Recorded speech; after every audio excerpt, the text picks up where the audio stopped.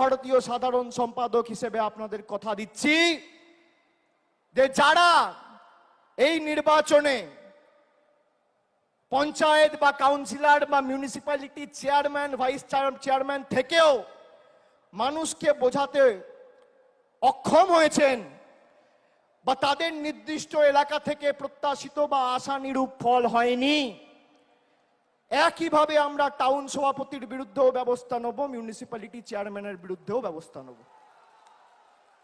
গ্রাম পঞ্চায়েতের ক্ষেত্রে প্রধানের বিরুদ্ধেও ব্যবস্থা হবে, অঞ্চল সভাপতির বিরুদ্ধেও ব্যবস্থা হবে। কাউকে রেয়াত করা হবে না। একটা কথা আপনাদের দিতে হবে, দেবেন দেবেন আমি যে কথাগুলো বললাম গ্রামে ফিরে 10 জনকে বলবেন বলবেন আর যেভাবে মাথা নত না করে লড়াই করেছেন, আগামী দিনে মমতা বন্দ্যোপাধ্যায় তৃণমূল কংগ্রেসের জন্য